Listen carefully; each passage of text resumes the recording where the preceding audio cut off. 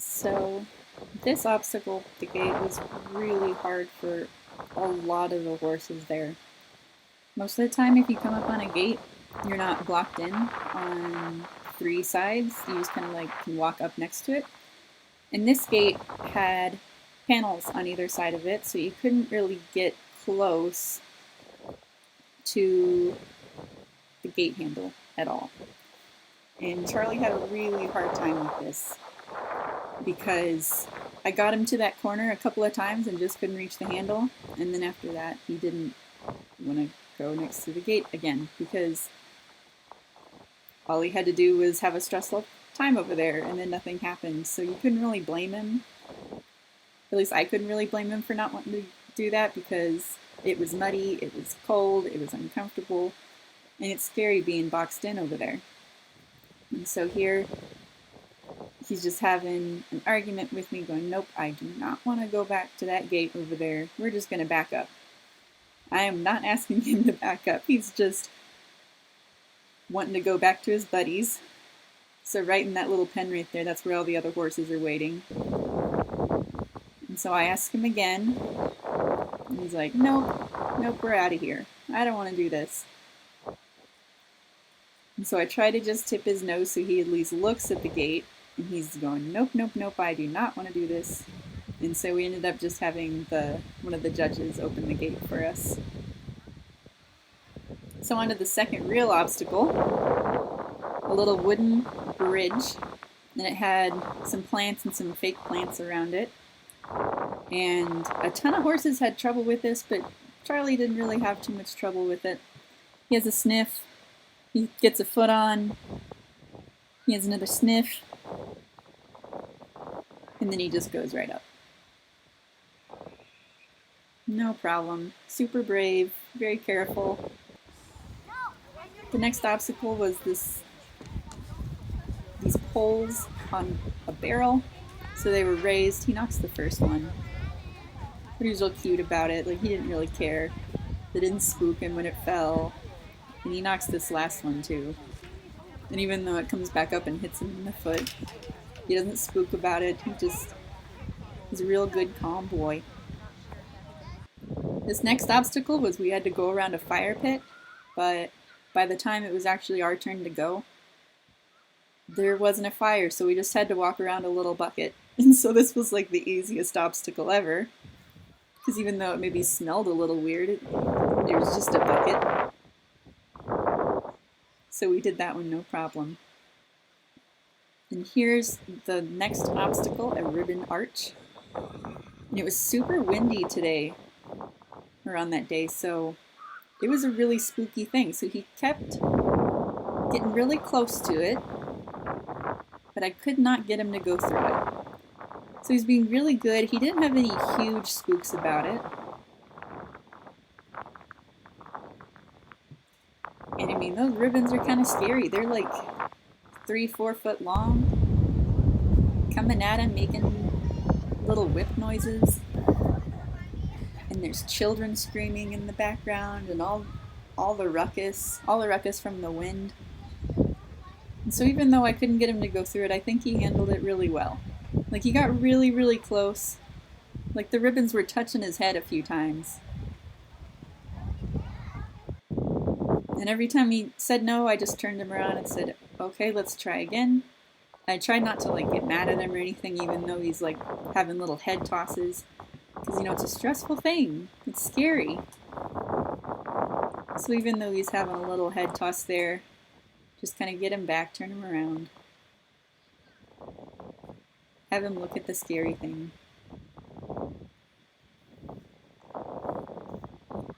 So here we're just sitting. And again, he's like half under these ribbons here. Those are really long ribbons. And so they're like touching his head almost there. And he's doing really good about it, even if he didn't go through. So I just give up and say, okay, let's move on. Because I don't want to stress him out too much. So this next obstacle was a water bucket. So we had to pick up this bucket of water, take it over to another bucket, and pour the water in the big bucket. So he gets right up next to that barrel, lets me pick up the little bucket of water. being pretty good about it. See, that's the bucket that we have to pour the water into. And he's not being naughty there. I was trying to steer him with one hand and he doesn't know how to neck rein yet. So we were just having some steering issues and that was on me. You see the two judges there. He's probably thirsty because he saw that water and he's like, yum. And it was so windy. And the wind just pushes all that water right on his face and he has a big upset about it. Which you can't blame him because he just had a whole bunch of water spilled on his face and he's shaking it off there. And so the judges said it was fine. I didn't have to try to pour the water in it again.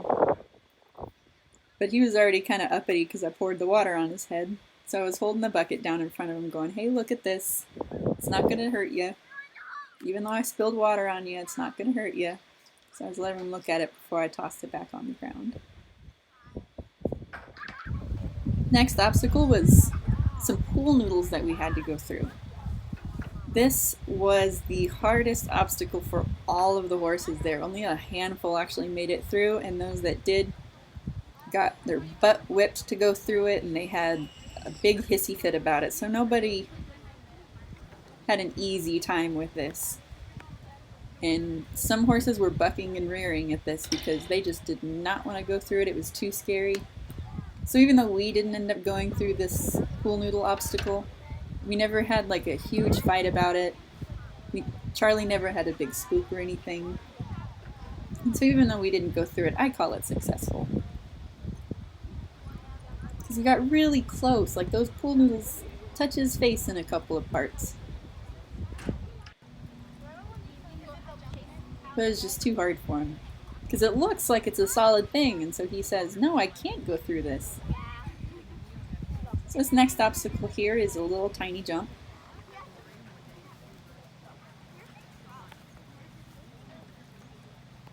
And I think the spookiest part about this for him was just having all of the ruckus, and it's a different looking jump. So even though he's gone over little poles before, this one looks different.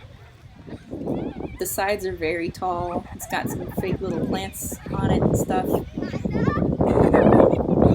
So I just turn him around and say, okay, let's try again. Here's a little sniff. Goes over it but knocks it.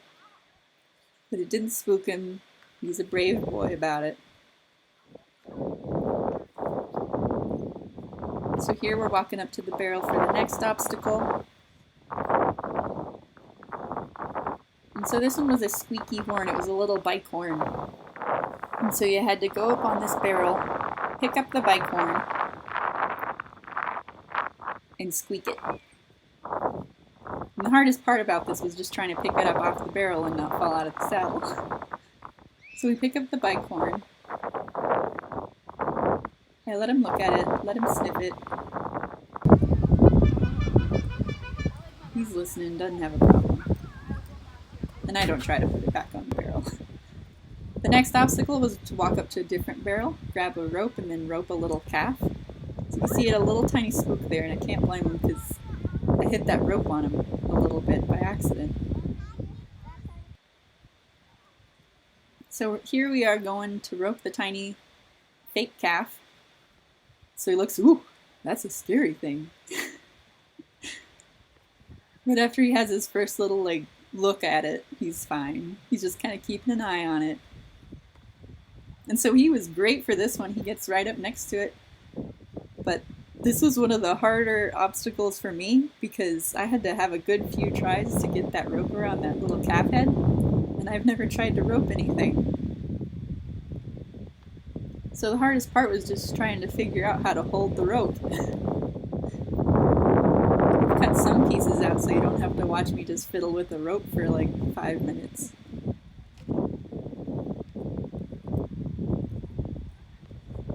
And so even though I'm tossing that rope around him, Charlie's being a really good boy. He looks so majestic with all his mane flying in the wind. Even Big Pat would be a good boy. This next obstacle was we were supposed to drag a log, and he had his biggest spook here. So he gets next to it, lets me pick up the rope, and it hits him on the back of the foot. He has a big spook about it. But he calms down really, really fast. He just stands there after. But I couldn't pick the rope back up. So if we look at slow motion, look at that! You can see my expression. Ooh. But he comes back really fast, even though you can see that rope dragging all around us, which doesn't help to keep him calm. So here we're supposed to deliver a piece of mail. So we're supposed to rip off a page from the phone book, put the phone book back on the fence, and then deliver that piece of phone book into a little mail.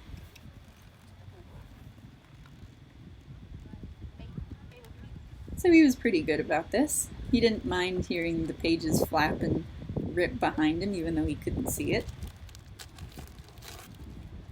And again, kids screaming and playing and everything, and he's handling all that really, really well. I'll get it. He's having a good sniff of the mailbox. And he just decides to walk off going, no, I think I'm done with this. And Cameron's right there, and Charlie always likes to be by Cameron, so that was a struggle trying to get him to walk off without his favorite guy. So Charlie was pretty good with this. I just completely missed the mailbox. The wind just yanked it right out. This next obstacle we had to back through an L. So there's 4 poles that make an L shape. We're supposed to back through them. We haven't worked on backing a lot before this. So all things considered, I think he did really good. It took us a really long time, but we didn't have any big arguments about it. I didn't have to pull on his face too hard at all.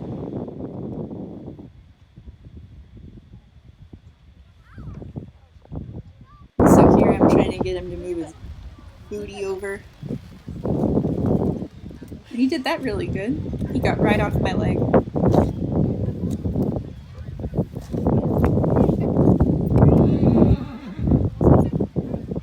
We haven't done a lot with the bit either, so half of this is just him not liking having a bit.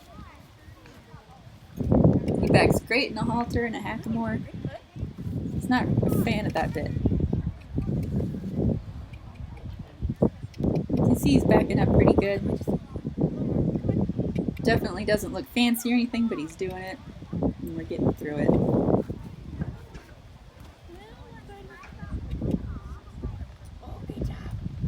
So he did that pretty good. The next obstacle was we were supposed to side pass over a pole, and I'm not going to include this whole thing because we hadn't worked on side passing before this. Like, he gets a good step or two, and that's about it. You can see me trying to be really obvious with what I'm trying to tell him, like pushing one leg all the way out to the side. But we just hadn't practiced this, so we just moved on. This one got a lot of horses. There's a hole in the ground, covered with a tarp, and filled with water. And so it's not just water that they have to walk through, which a lot of horses have problems with, but also walking over a tarp, which is scary because it sounds weird, it looks weird. It was a cold day, so that water is really chilly. So I just tried to be patient with him. Let him sniff it and stuff. Just let him walk around it so he can see that there's nothing on the other side that's going to hurt him.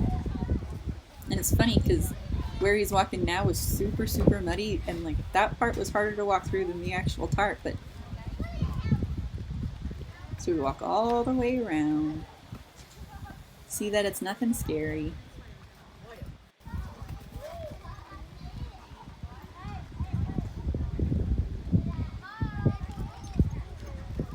He has a little look at it. Something spooked in there. Tap him on his butt just a little bit to try to get him to go forward. You can see his lip in that tarp, really investigating it. So he's not terribly spooked about it, he's just unsure. But eventually he does go in, plays with the water a little bit. Nasty, dirty, sandy water, and he's trying to have a drink. And so he's not too spooked about it. He gets all 4 feet in the little box, which is real cute. It even flops over and taps him on the leg and he's fine.